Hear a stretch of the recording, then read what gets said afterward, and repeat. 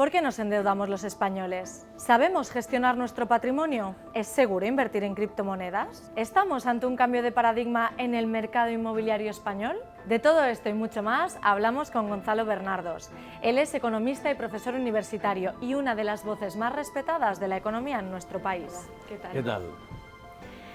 Vamos a empezar haciendo un poco de situación actual. En algunos artículos tú pronosticabas que el 2025 iba a ser el cambio en el que el paradigma inmobiliario iba a cambiar. ¿En qué sentido? ¿Estamos a las puertas de un nuevo boom inmobiliario? Por supuesto, mira, se dan dos circunstancias que se han dado otras veces, pero una tercera inédita.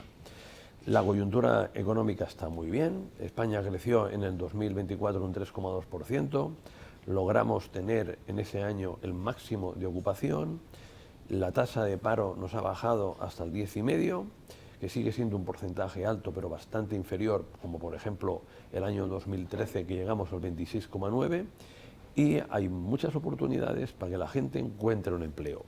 No obstante, no para el salario que quiere, ni tampoco para el puesto de trabajo deseado. Pero por lo tanto, aquí ya la primera parte, que es la coyuntura económica, bien, notable. La segunda parte, bajan los tipos de interés. Se marchará a final de año el Banco Central Europeo, si no hace ninguna tontería, que la suele hacer, el tipo de interés al 2%. Eso significará que nos encontraremos con tipos de interés de tipo fijo del 1,8%, bastante de forma habitual, y tipos de interés mixtos los 5 primeros años para las mejores hipotecas, aquellas que van destinadas a clase media alta y alta, 1% los 5 primeros años y el resto Euribor más 0,5.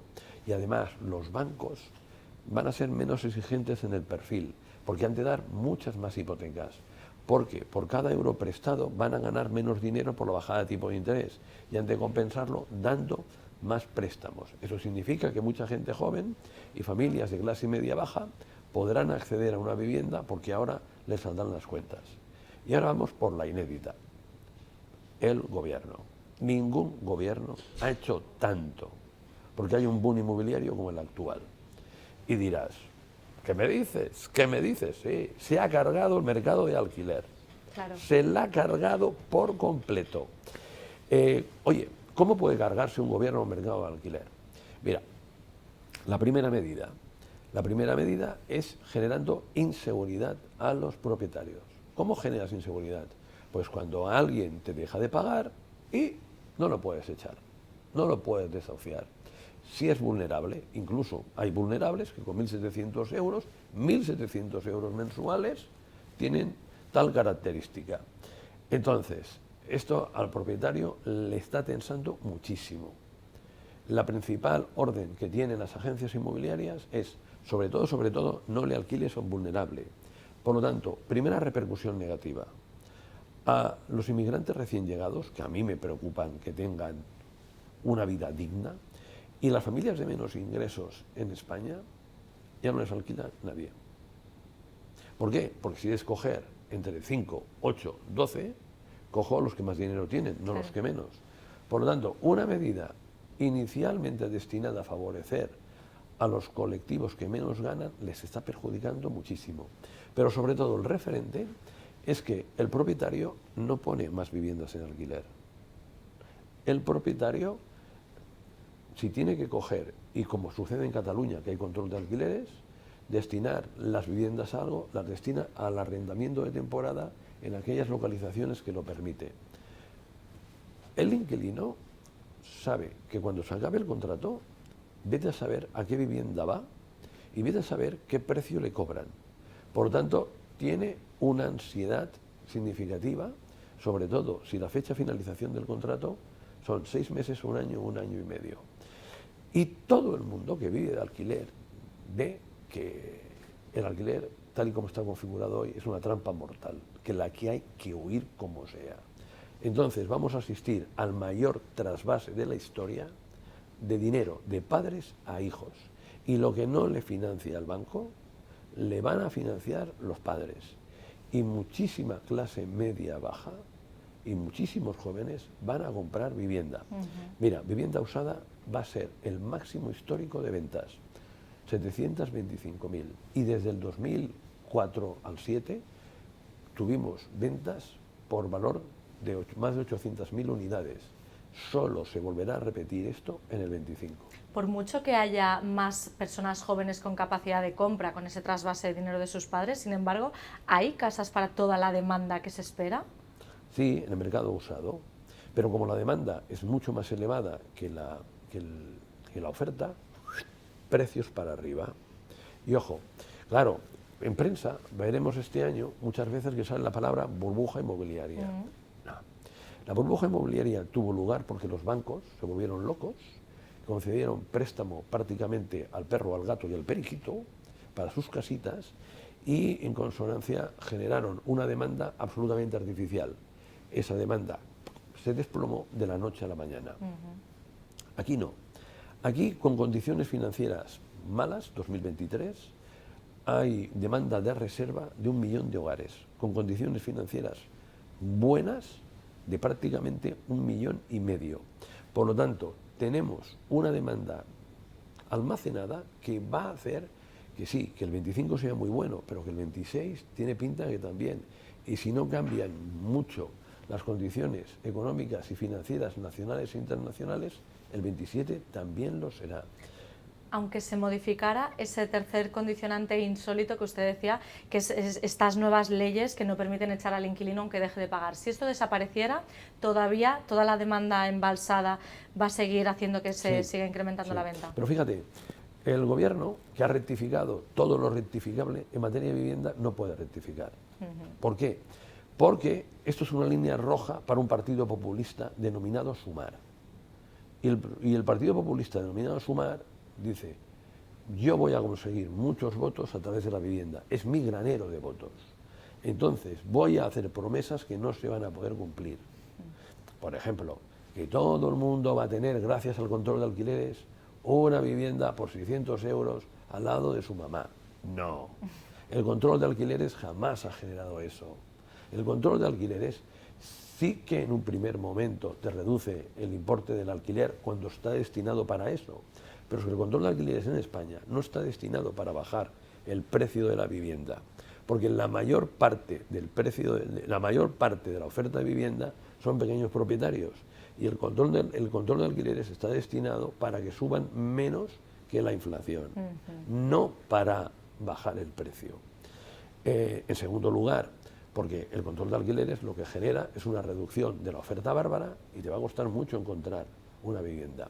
En Barcelona, en estos momentos, la gente entra desesperada en las agencias inmobiliarias. Por favor, ¿hay una vivienda de alquiler? ¿Tienen ustedes alguna? La que sea. Estoy dispuesto a pagar más de lo que dice el control de precios. A usted, aunque sé que no tiene que cobrar porque la ley le impide, yo le doy 1.000 euros a agente inmobiliario y al propietario le doy 3.000 a fondo perdido. Pero por favor, alquílenmelo a mí. Medio en broma, medio en serio. Digo que en Cataluña, sobre todo en Barcelona, el nuevo gran negocio van a ser las roulots usadas. Porque ya que la gente no va a poder vivir en vivienda, se va a tener que va a tener que vivir en roulots. Que oye, mira, que en Sabadell, a unos 30 kilómetros de Barcelona, nos encontremos con que haya habitaciones a 600 euros, indica que está muy mal la situación. El Partido Socialista privadamente reconoce que la han fastidiado, pero ¿qué van a hacer si Sumar les deja?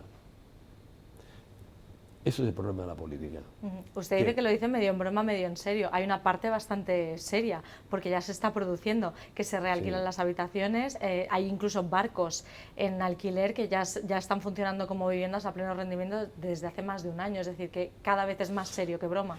Pero por ahora las roulots no han llegado. Llegarán. ¿Llegarán? Pero pues que claro, ¿dónde se va a meter la gente? Las cápsulas también. Las habitaciones cápsulas, que antes igual lo veíamos en Japón y decíamos que era una barbaridad, cada vez hay más hoteles cápsulas en nuestro país. Pero eso es una barbaridad que no va a ningún sitio, sobre todo cuando lo que hemos de hacer es crear más vivienda.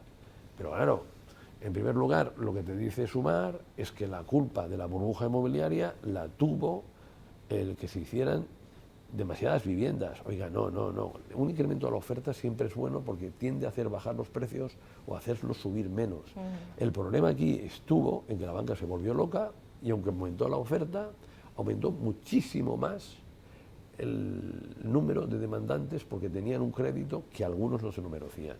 La culpa del aumento disparatado de precios de alquiler también se le echa muy habitualmente a los pisos turísticos. ¿Es cierto? ¿Es la raíz del problema? ¿Se puede limitar?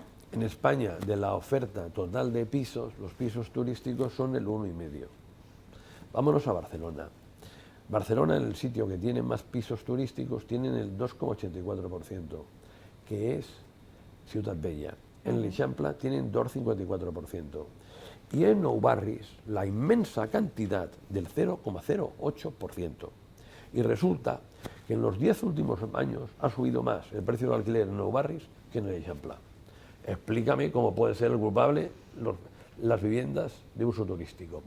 El problema está en que yo soy gobierno, lo estoy haciendo mal, voy a intentar desviar la atención y voy a intentar buscar otros culpables. ¿Quién pasa por ahí? Pues venga, las viviendas de uso turístico, las de arrendamiento de temporada, los propietarios especuladores. Alguien que alquila una vivienda, ¿cómo va a ser un especulador? La vivienda, cuando tú la pagas todo el dinero, no te endeudas, la rentabilidad que vas a obtener está aproximadamente en el 4,5, 5 en el mejor de los casos, no más. Usted ahora, a día de hoy, ¿qué le recomendaría a una familia, una pareja que se casa, que se quiere independizar, que hiciera, que comprara vivienda, que la alquilara, que esperara un tiempo? Antes ya sabemos que el paradigma era casarse, la casa, la segunda residencia y ya esto para toda la vida, pero ahora el panorama no tiene nada que ver. Mira, hay dos posibilidades, ¿vale? Si tú tienes unos padres con posibilidades, vive la vida, viaja a donde quieras, ves a buenos restaurantes, pásatelo bien, los padres te ponen el dinero que no te pone el banco y tú, en lugar de pagar el alquiler, pagas la cuota hipotecaria y te ahorras dinero. El que tiene unos padres con posibilidades, no pasa nada. Ahora bien, como tus padres no tengan posibilidades, has de saber el valor del sacrificio y el ahorro. Que este fin de semana, pues no te marches a la feria de Sevilla. Ajá. Que este fin de semana, pues si sales, pues te tomas un par de Coca-Colas.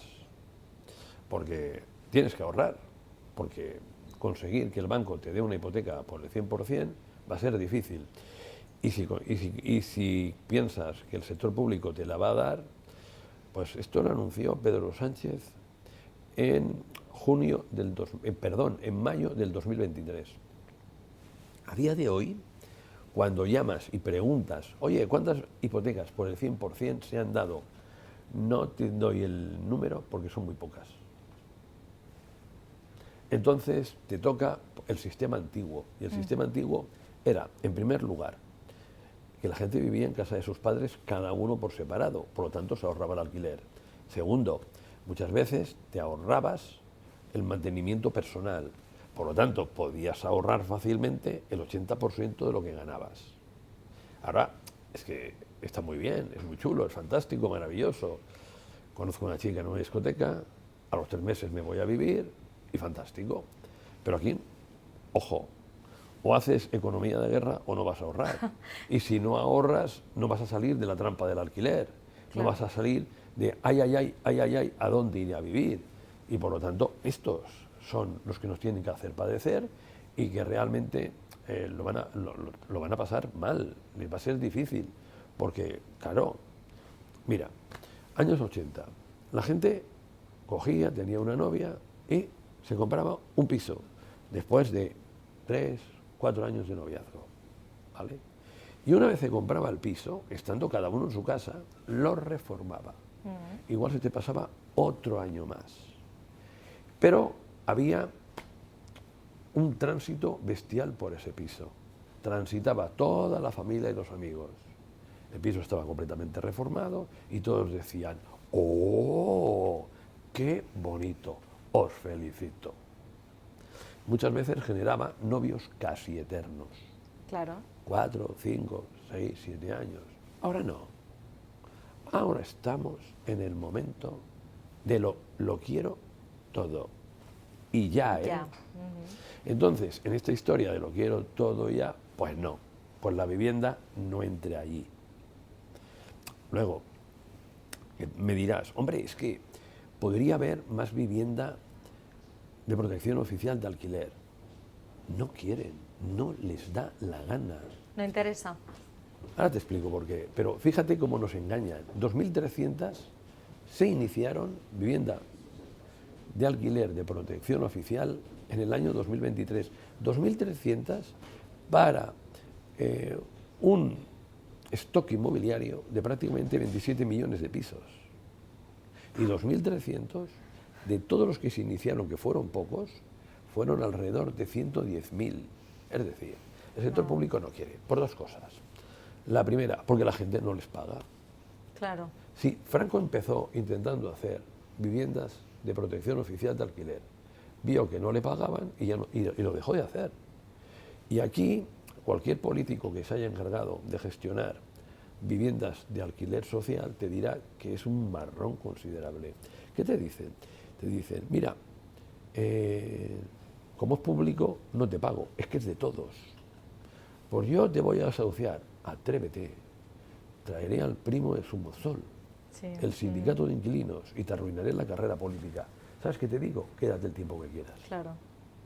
Ayuntamiento de Málaga, que es el único que es transparente, te indica que el 40% de las que están en las viviendas de propiedad del Ayuntamiento de Málaga no les pagan el alquiler. Esta es la primera razón. La segunda, como es público y es de todos, la conservación no es fantástica. Claro. A los 4, 5, 6 años, ni mucho menos todas, pero bastantes viviendas, hay que rehabilitarlas. Entonces, el político no quiere. Y lo que ha decidido es que un señor o señora que ha trabajado duramente, que ha ahorrado, ha comprado una vivienda y quiere utilizar esa vivienda como plan de pensiones bis cuando se jubile. Pues que ahora ese señor y esa señora haga protección social, cuando realmente todos pagamos impuestos para que la protección social la haga la administración. Pues ahora no, que la haga el propietario privado. ¿Cómo está el propietario privado? Está que se sube por las paredes. Primero porque le llaman especulador. Segundo porque en una rentabilidad que ni mucho menos es excesiva, se la quieren cortar. Tercero, porque no tiene seguridad jurídica. Cuarto, porque del gobierno actual, sobre todo por la parte de Sumar, no se espera nada bueno. Se espera por dónde me la jugarán la próxima vez. ¿Cómo a este le vas a decir, a este propietario, que ponga más viviendas en alquiler? Así estamos. Se acabó el alquiler. Vamos a marcharnos de la vivienda y hablar un poco de la economía en general, porque usted ha hablado varias veces de las expectativas que tiene para la economía global este año y son buenas. Para la española sí, la economía global tiene muchos problemas. La española es buena porque, oye, mira, en la vida no hay nada mejor que tener suerte. Y entonces la diosa Fortuna, a partir de la pandemia, se presenta todos los días en la economía española. Han pasado las siguientes cosas. La gente gasta menos en bienes de consumo, incluso en alimentos, porque quien tiene marca blanca, que en este caso marca blanca de prestigio como es Mercadona, 26,7% de cuota mercado, récord histórico. Sí. Pero en cambio gasta más en servicios, en ocio y en turismo, y nosotros somos campeones. ¿Esto lo ha hecho el coronavirus? El coronavirus. El coronavirus hizo que el turismo dejara de ser una actividad suplementaria y fuera una actividad esencial. Básica. Mira, en La Sexta explica, hay gente que se queja, que le va muy bien la vida, que no le va bien la vida, que tal, igual. Y yo siempre les pregunto a los jóvenes, ¿cómo vas de viajes? ¿A cuántos lugares has ido? Sí. Y alguno dice, es que este año he viajado menos. Pero es que... Pero no he dejado de viajar. Exacto.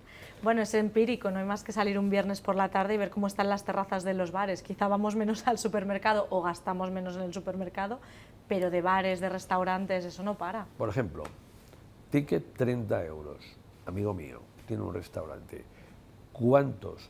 Y tiene muy compartimentado su clientela. ¿Cuántos entre 18 y 25 años tienes de clientela en un día normal de fiesta? 30%. Claro. O sea, yo 30 euros, el equivalente cuando era joven, esto era ciencia ficción. Sí. Esto nos pasábamos mucho tiempo en la calle, incluso íbamos a discotecas, pero como mucho era una Coca-Cola. Ya. Dice, hombre, ¿y alcohol? No, que era muy caro. Una Coca-Cola. Bien, pasábamos ahí con lo que fuera, porque el tema era salir.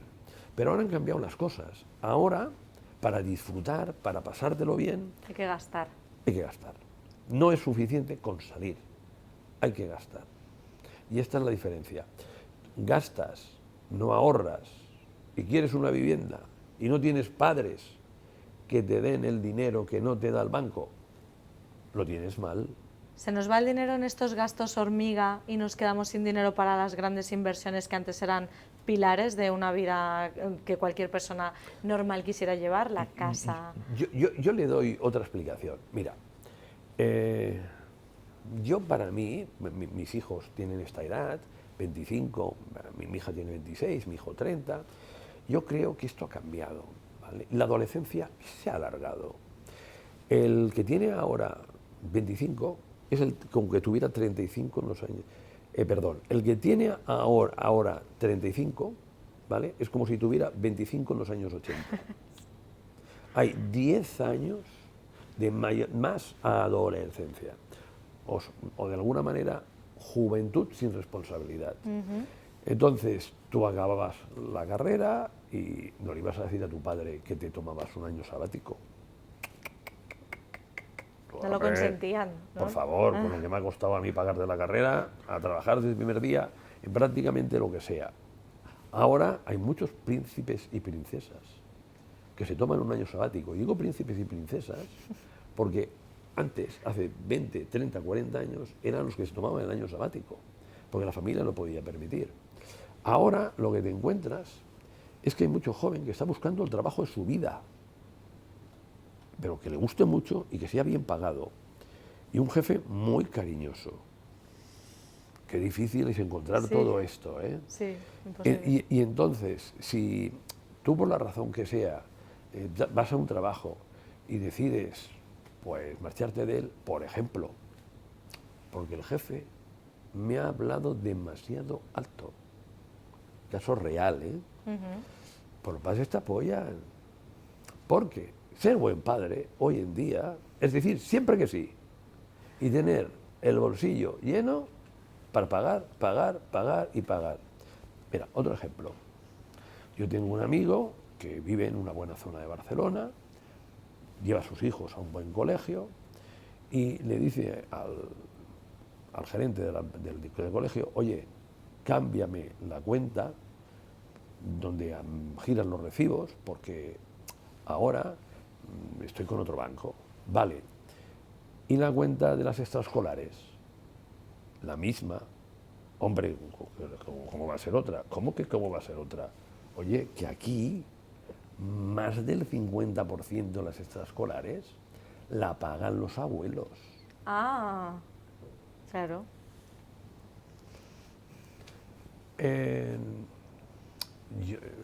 Cuando a mí se me ve en algún programa de televisión, y que digo esto de los jóvenes, puede haber mucha gente que piense que los jóvenes, yo los culpabilizo. No, culpabilizo a los padres. Por haber criado a esos jóvenes. Se han tenido menos hijos, se han mimado muchísimo y ser un gran padre es decir siempre sí, sí, sí, sí. Esto es lo que hay, ¿eh? Esto es lo que hay. De hecho, luego me gustaría profundizar un poco más con los jóvenes, pero vamos a acabar un poco de hablar del gasto. Tú defiendes que no es que estemos gastando menos, sino que hemos cambiado la forma de gastar. Igual antes gastábamos más en bienes de primera necesidad y ahora los bienes de primera necesidad consideramos que es viajar, salir, el ocio. ¿Cómo puede cambiar el panorama con las medidas concretas que se están tomando ahora? Por ejemplo, los aranceles de Trump, si realmente se materializan, si empiezan a subir más los precios, ¿todo esto va a impactar en este modelo social nuevo que está surgiendo ahora? No, en el turismo no va a impactar para nada, por la sencilla razón de que nadie hasta el momento pone puertas a la entrada de turistas en un país. Porque piensa que sobre todo en los países desarrollados hemos sustituido la industria por el turismo. Ahora, yo no descarto que alguien lo haga en alguna ciudad. Y si en alguna ciudad se hace, no te extrañe que sea Barcelona, ¿eh? Y todas estas medidas que, sobre todo desde el verano pasado, están empezando a implementarse de forma más anecdótica que real, pero para frenar el turismo de masas, limitar los cruceros, cobrar por entrar a Venecia, ¿todo esto realmente va a poner puertas al turismo o es simplemente una forma de seleccionar? Mira, Venecia es un caso muy especial, que Venecia, Dubrovnik, son casos muy especiales. Entonces, en esos sitios puede haber una limitación por la sencilla razón de que son ciudades pequeñitas. Estamos hablando del casco histórico de Dubrovnik y estamos hablando del casco histórico de Venecia. Pero en una ciudad como Barcelona, de 1.700.000 habitantes, en un Londres, en un París, en un Nueva York, yo siempre me acordaré que después del atentado de las Torres Gemelas, salieron los actores a la calle y invitaron a la gente a volver al teatro, a volver a Nueva York, porque sin turistas no había teatro en Nueva York. Y si tú miras cualquier gran ciudad europea, tú puedes mirar que Londres es actividad financiera y actividad gubernamental, es decir, administración pública y turismo. Te vas a Francia y París, prácticamente lo mismo. Te vas a Roma, actividad gubernamental y turismo. Es decir, el turismo tiene una gran importancia en todas las ciudades. Y si tú quieres tener turismo de calidad, que yo vería, de alguna manera, que esto lo dijera la derecha normal, pero que te diga la izquierda que el turismo solo es para gente pudiente y que no pueden viajar los que no tienen dinero o tienen poco dinero, a mí me parece una contradicción total. Sí. Pero coge y hace una ordenación de tal manera que impidas que haya hoteles de 1 y 2 estrellas, que sean 3 para arriba. Coge y si las viviendas de uso turístico que pueda haber, regúlalas para que sean de muy gran calidad y si no, no pueden continuar existiendo. Así lo haces, pero claro, ¿quién es el aeropuerto que tiene más vuelos low cost de Europa? Barcelona. Si es Barcelona, claro, es una incongruencia tener muchos vuelos low cost y por otra parte solo permitir la entrada de gente de mucho dinero o como mínimo de clase media alta. El tema es, yo creo que se llama esponjación, que los atractivos de la ciudad no solo sean en el barrio histórico, sino que sean en bastantes más barrios y diseminar los turistas por el conjunto de la ciudad. Y oye, en determinadas atracciones que son muy concurridas, por ejemplo el Parque Güell, ponles una entrada elevada si quieres, pero sobre todo la idea es ese maná que nos ha caído del cielo, que es el turismo, que somos el país más competitivo del mundo en turismo y que es una fuente de riqueza espectacular en este momento, no lo despreciemos. ¿A alguien se le ocurre en Arabia Saudita de coger y eliminar los pozos de petróleo? ¿A que no? Pues nuestro petróleo es el turismo. Ahora estábamos hablando un poco del gasto, del mercado inmobiliario. Me gustaría hablar también de los salarios, la fuente un poco que hace que nos lo podamos gastar en cosas como el turismo. ¿Se van a mover los salarios en los próximos meses? Sí. Y también te quería preguntar un apunte por esta propuesta que hay ahora del salario mínimo interprofesional, que es histórico. ¿De qué forma crees que impactaría si finalmente se aprueba? Mira, este gobierno, yo antes te he hablado de lo que ha hecho mal este gobierno, que es la política de vivienda. Ahora te tengo que hablar de lo que creo que ha hecho muy bien. Ha subido el salario mínimo al 61%. Esa subida del salario mínimo ha conseguido sacar de la pobreza a muchos trabajadores a tiempo completo que no llegaban dignamente a final de mes. El que trabajo y soy pobre de solemnidad es una circunstancia que se daba con Mariano Rajoy. Ahora no.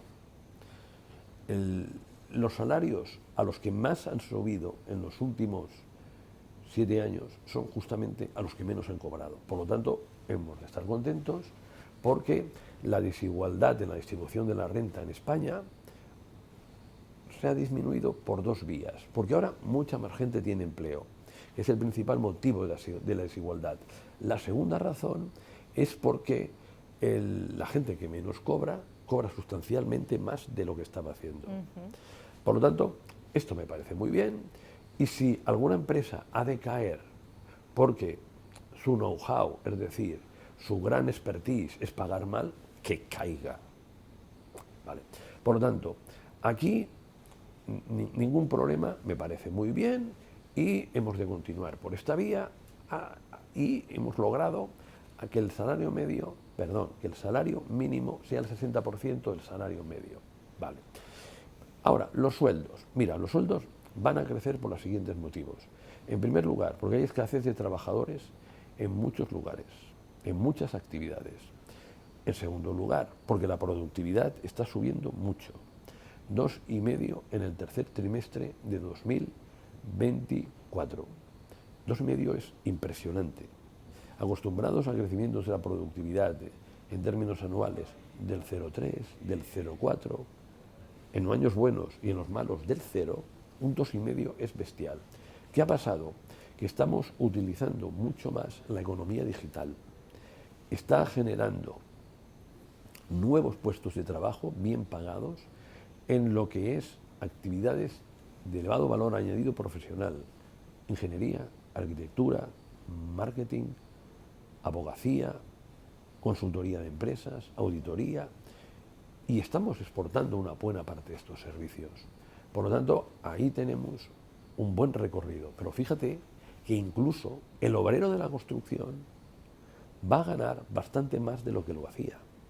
Vamos a ver, porque hay muy pocos especializados, cómo el encofrador vuelve a ganar los 5.000 euros que llegó a ganar en 2006-2007. Antes de la burbuja. Antes de la burbuja. Si se mueve bien, yo creo que los podrá ganar, porque afortunadamente vamos a hacer más viviendas, y personas que hasta ahora pues tenían unos salarios que no eran nada destacables, van a conseguir aumentar ese nivel salarial. Y entre otras cosas porque es necesario que el salario mediano, el que tiene 50% de salarios por encima y 50% de salarios por debajo, sea 1.300 euros en España, es muy bajo. Los jóvenes, cuando se quejan, hay una parte de razón que tienen, en que se les paga mal, pero solo es esa parte, no toda. Y esto lo hemos de poner, hemos de hacer un cambio. Y ese cambio significa apostar más por el incremento salarial a cambio de más dedicación. Más dedicación no significa más horas, sino significa que te pasas las mismas o menos horas, pero eres más productivo, tienes un compromiso de productividad. Y el compromiso de productividad no solo depende del trabajador, depende de un jefe. Pero si tú tienes un jefe que no es un empresario, sino que es un gran trabajador, que ha hecho con mucho esfuerzo su empresa, que no te sabe dirigir, que no sabe planificar, que no te sabe estimular, pues la productividad no sube. Baja. Y ese es el problema de muchas pequeñas empresas, que en las pequeñas empresas existen grandes trabajadores, pero no necesariamente empresarios. Y lo que necesitamos en este país son empresarios, muchos, porque yo soy un firme defensor de la empresa privada y del empresario. Es con el trabajador, porque sin su ayuda no lo podría hacer, un gran generador de riqueza. Ahora bien, para que sea un gran generador de riqueza, no se la hay que dar toda a él. La ha de hacer que la compartan con los trabajadores y, por lo tanto, pagarles bien. Y por lo tanto incentivar también a la productividad, porque al Evidentemente, final, si te un retribuye, trabajador contento es mucho más productivo que uno descontento. desde luego.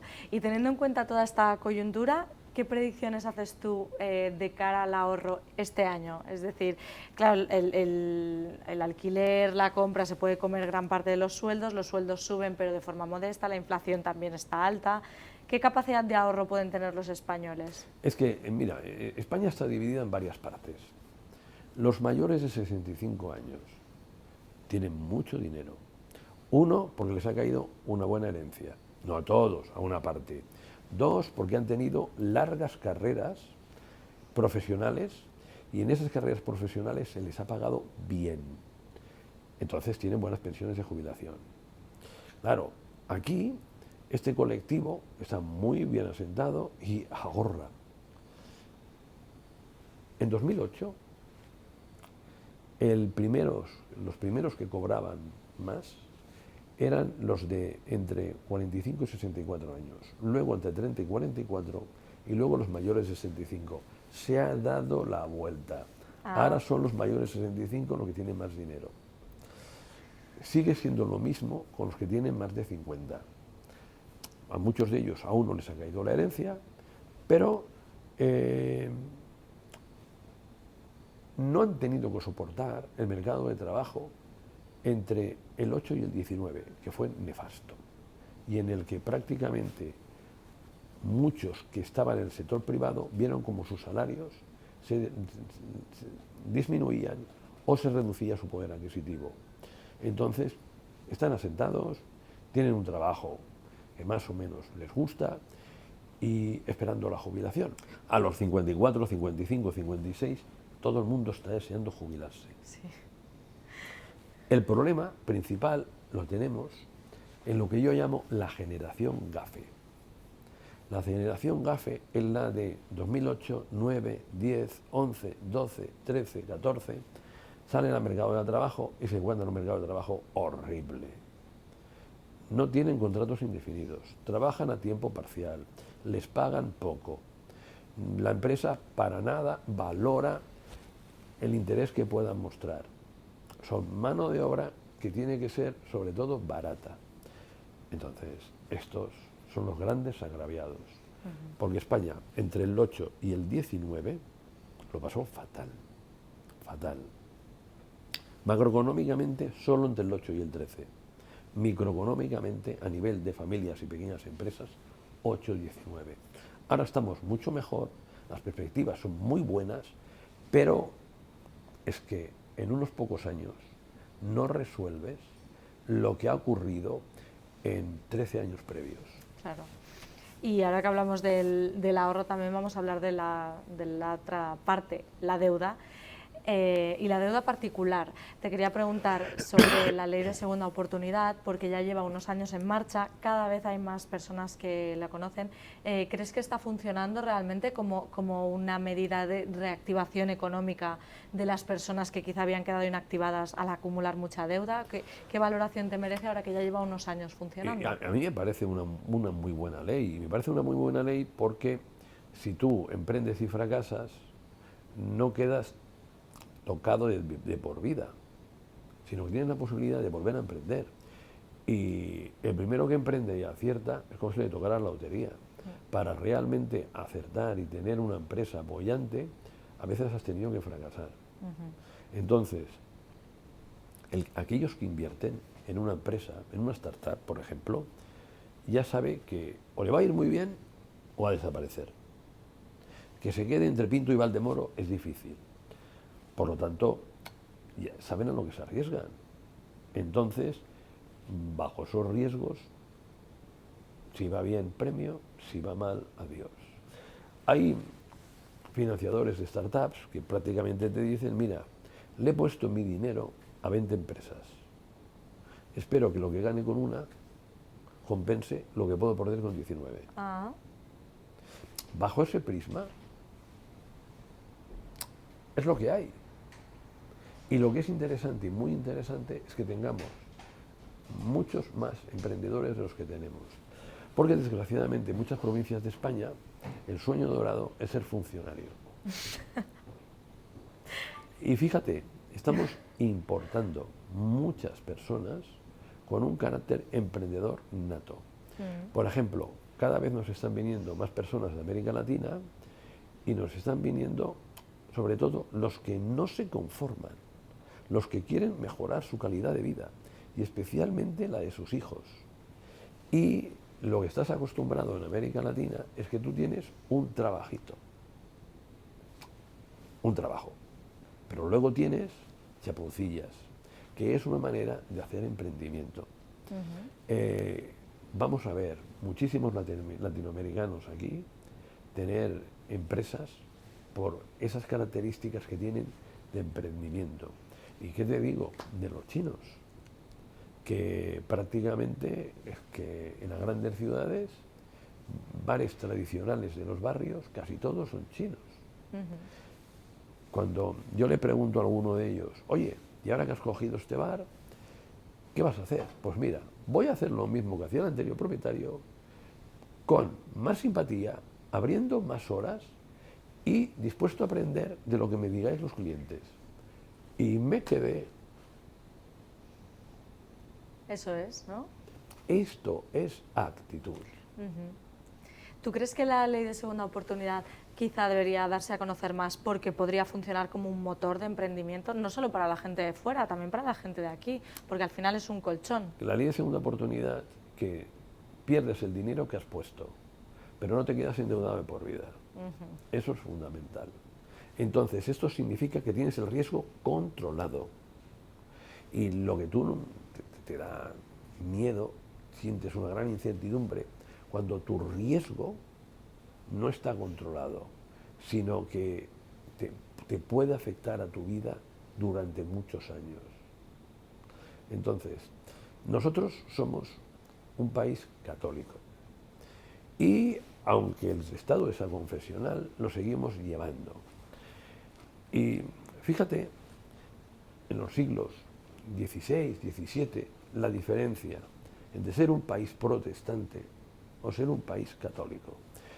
En los siglos XVI, XVII y XVIII también, ser un país protestante es que tú eras un gran hombre, un prohombre, si generabas empresa y generabas riqueza. Y que la clave no estaba en acumular riquezas, sino la clave es de coger e impulsar la economía del país a través de trabajar, ¿vale? Aquí no, aquí los nobles no trabajaban. Aquí los nobles era indigno, era prácticamente despreciable trabajar, porque solo trabajaban el populacho. Esto marca una de las múltiples diferencias que hay, porque nosotros, que llegamos a ser una gran potencia, vamos cayendo en siglos XVII y XVIII, y en cambio los países protestantes van subiendo. ¿Y por qué crees que el gobierno, que es quien promueve esta ley, a pesar de que sea una ley comunitaria, no lo explica un poco más para incentivar y también para decir, fíjate que he sacado una ley que a ti te protege en caso de que te quedes arruinado? ¿Por qué no se conoce esta ley tanto como se han anunciado otras a bombo y platillo? ¿Por qué no se saca pecho de la ley? Porque no creen que le va a proporcionar muchísimos votos. Tú, por ejemplo, vas a coger y vas a sacar a bombo y platillo el control de alquileres, Claro. porque creen que los jóvenes te van a votar. Tú, por ejemplo, vas a decir que subes las pensiones, por ejemplo, en 2023, el 8,4%, porque me voy a generar muchos votos de pensionistas. Aquí, básicamente, el político no mira a medio plazo, mira a corto. Y cuando mira a corto es, ¿dónde está mi granero de votos? Sí. Y sobre todo, hay un nuevo brujo. Las tribus africanas tenían un brujo, pues aquí también los partidos políticos tienen un brujo. Es el experto demoscópico, que le dice lo que le gusta o no le gusta a la gente, y a partir de aquí, pues en base a esto, adoptan unas medidas u otras. Esta medida tiene salida, venga, a publicitarla. Esta no tiene salida, lo afectan muy pocos, la gente no lo entenderá, es demasiado complicado, fuera. Esto es la segunda oportunidad.